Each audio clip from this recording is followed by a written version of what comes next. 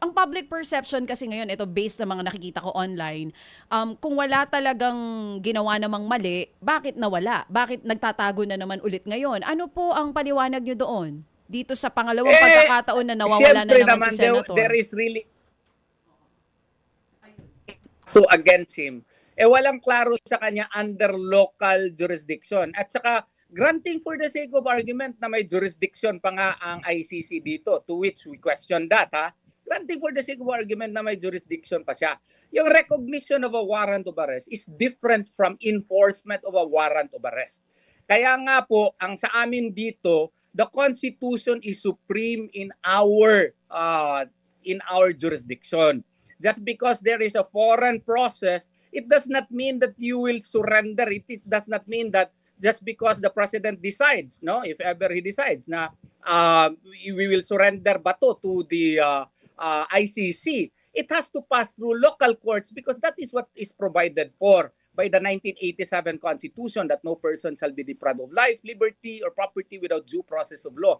Mandate din ito ng customary international law. Hindi na lang natin pag-usapan yung Article 59. What about Article 9 of the International Covenant on Civil and Political Rights? What about Articles 8 and 9 of the Universal Declaration of Human Rights? Saka ibang mga interviews ko, I can cite you 15 cases and other cases na lahat ng constitutional democracies, pag may arrest warrant, dadaan talaga yan sa local courts. I can cite you example, yung kay Nassim case, kay El Masri case. Libyan siya, nadakip siya doon sa Italy, pero the Italian courts, no, entertained his petition which was filed before it and decided even in his favor and deported him back to Libya. In Ivory Coast also, yung Simon Gbagbo case. May kaso siya, may ICC warrant siya, but the Ivory Coast local courts entertained his petition and he's found out that his rights were not respected.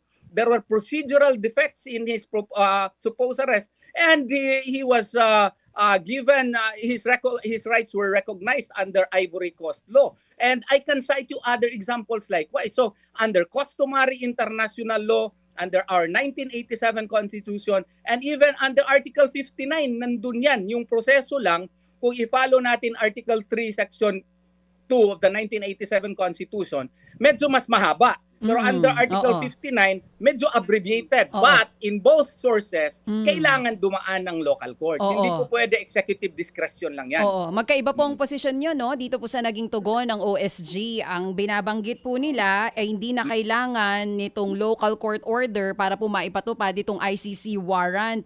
Matanong ko lang po, kung kasi na-explain nyo na rin yung sagot nyo na yan, dun sa tanong ko na kung walang ginawa, bakit nagtatago, it seems like ang binabanggit nyo po sa sagot nyo ngayon, ine-exhaust nyo lang lahat ng pupwede pang posibilidad na maibigay or due process for Senator Bato. Ngayon, ano pong sagot nyo dito? Ang banggit ng OSG, hindi dapat maging sanctuary for impunity ang Senado, lalo na rin po ang Pilipinas. Ano pong tugon nyo dyan? Reaksyon? Ang tugon namin dyan ay hindi naman ito a matter of a question of what you call this, yung sanctuary of impunity. Wala ngang local confirmation, local judicial confirmation yung kanilang process. Ang sa amin is, yung ngang foreign judgment, yung divorce decree, ma-divorce ka doon sa abroad. Kailangan nga yan under Rule 39, Section 48, ipa-confirm, ipa-affirm mo dito by a local courts. How much more for a foreign warrant of arrest which will curtail your right? Yung nga po, attorney, kumbaga attorney, same answer to the previous question, ano po? Yung inyo pong argument. Same answer. Correct. But how can we call him a fugitive from justice when there is no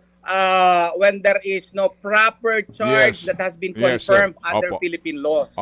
Mga kapatid, patuloy po kayong tumutok sa 105.9 True FM para sa totoong balita, impormasyon, music, and entertainment. Mag-subscribe sa aming YouTube channel at podcast at sundan nyo kami sa Facebook, Instagram, X at TikTok sa True Network PH. Bisitahin din po ang aming official website, truefm.ph.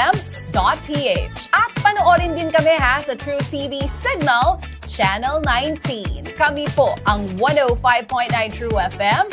Laging true sa'yo, kapatid. Ito tayo sa totoo, tunay at tapat.